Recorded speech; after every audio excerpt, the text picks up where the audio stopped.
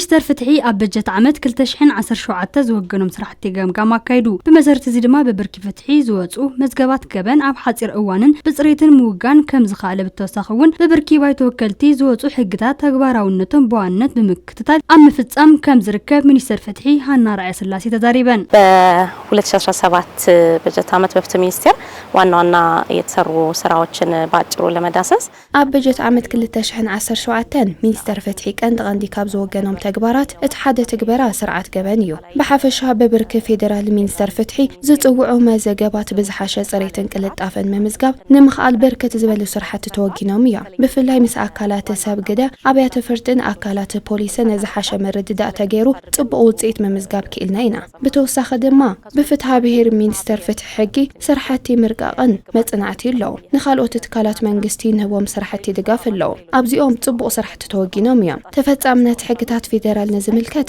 ኣብ ባይቶ ወከልቲ ዝወጹ ሕግታት ብግቡእ ይትግበሩሉ ድዮም ንዝብል እቲ ቀንዲ ንሰርሖ ስራሕ እዩ። ላይ በህዝብ ተወካዮች ምክር ቤት የሚወጡ ህጎች በአግባቡ በስራ ላይ የተተገበሩ ነው ወይ የሚለውም አንዱ የምንሰራው ትልቁ ስራ ነው። ከይዲ አዋሃባ አገልግሎት ንምምሕያሽ ኣብ ኣተሓሓዛ ሓበሬታ ስርዓት ዲጂታል ንምጉልባት ፕሮጀክታት ዲጂታል ብምጅማር እቲ ሚኒስተር ኣብ ከይዲ ምትግባር ዝርከብ ኮይኑ ግና ከም ትካል ክሳብ ሕጂ ክፍተታት ከም ዘለዎ ተመላኺቱ ተቋም አሰራሮችን ማሻሻል አሰራርሓ ትካላት ምምሕያሽ ስራሕቲ ቅሬታ ብምፍታሽ ብተወሳኺ ሓፈሻዊ ኣወሃህባ ኣገልግሎት ክመሓይሹ ዘለዎም ስራሕቲ ተራእዮም በርከት ዝበሉ ዕማማት ተወጊኖም እዮም። ብተመሳሳሊ ኣብ ከይዲ ዝርከቡ ኣብ ኣተሓሓዛ ሓበሬታ ዲጂታላይዜሽን ንምምሕያሽ ኩሎም መዛግብቲ ገበን ካልኦት በትትካል ዝወሃቡ ግልጋሎትን ብጽሬት ንምስራሕ ዝጀመርናዮም ዓበይቲ ፕሮጀክትታት ዲጂታል ኣለዉ እዮም። እዞም ተግባራት ኣብ ዘዘምናሉ እዋን ኣብ ኣወሃህባ ግልጋሎታትና ልዑል እጃም ይህልዎም እዮም። ኮይኑ ግና ኣብዚኦም ዝተረፉ ስራሕቲ ኣለዉ እዮም። ከም ትካላት ስራሕቲ ዲጂታላይዜሽን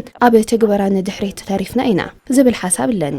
ነዚ ንምክሓስ ብርክት ዝበሉ ጽቡቓት ጅማሮታት ኣለዉ። እዚ ኣብ ሽቶ ንምብጻሕ ካብ መጀመርታ ክሳብ መወዳእታ ሙሉእ ኸይዲ ብቁልጡፍ ንምውጋን ኣብ ጻዕሪ ንርከብ። መጨረሻ ሙሉ ሂደቱን በተቀላጠፈ መልኩ ለማከናወን ጥረት እያደረግን እንገኛለን። ስርዓት ፍትሒ ዝተቀላጠፈ ንክኾን ሚኒስተር ፍትሒ ምስ ኣብያተ ፍርዲ ኣካላት ፖሊስ ቤት ህንጸት ብምውዳድ ኣብ ምስራሕ ይርከብ። ብተወሳኺ እውን ምስ ክልላት እውን ዝሓሸ ምውዳድ ንክህሉ ንክልላት ድጋፍ ብምሃብ ኣብ ቀጻሊ ዓመት ዝሓሸ ውጽኢት ንምምዝጋብ ኣብ ምውጋን ይርከብ። በዚ ድማ እዞም ስራሕቲ ኣብ ሽቶ ንምውቃዕ ትልሚ ዓውዲ ትራንስፎርሜሽን ፍትሒ ኣብ ምትግባር ይርከብ። አሁን እየተገበርነው ያለነው የፍትህ ዘርፍ ትራንስፎርሜሽን እቅድ አለን። ሕዝን ትግበራ ዘለና ትልሚ ዓቕሚ ትራንስፎርሜሽን ፍትሒ ኣሎ። በዚ ኣብ ኣፈጻጸማ ፍርቂ ዝትልሚና ንርከብ። ክሳብ ሕዚ ዝነበሩ ዓውድታት እንታይ ነይሮም ኣብ ቀጻሊኸ እንታይ ይትግበር ብምባል ምኽክር ኣካይድና ኣለና። ብፍላይ ፍትሒ ማሕበረሰብ ዝብል ብብኽልልን ማሕበረሰብ ተቐባልነት ዝረኽቡ ኣባህልታት ኣብያተ ፍርዲ ማሕበረሰብ ፍትሒ ብምጉልባት ካብ ዝሓለፈ ዓመት ጀሚሩ ኣብ ምትግባር ዝርከብ ኣሎ። ለማጠናከር በጣም ትልቅ እርምጃ የሚባል በተለይ ከባለፈው ዓመት ጀምሮ እየተገበረ ያለ በብርኪ ፌደራል ኣብ ምትግባር ዘሎ ስርዓት ምምሕያሽ ምስ ኣብ ክልላት ዘሎ ኣካል ፍትሒ ብምውዳድ ብምስራሕ ኣብ በብትካላት ተጀሚሮን ዘለውን ኣብ ከይዲ ዝርከቡን ውጽኢታዊ ዝኾኑ ምምሕያሻት ብምጥቕላል ብምስራሕ ኣብ ቀጻሊ ዓመት ዓውዲ ፍትሒ ዝሓሸ ውጽኢት ንምምዝጋብ ከም ዝሰርሕ እውን ተመላኺቱ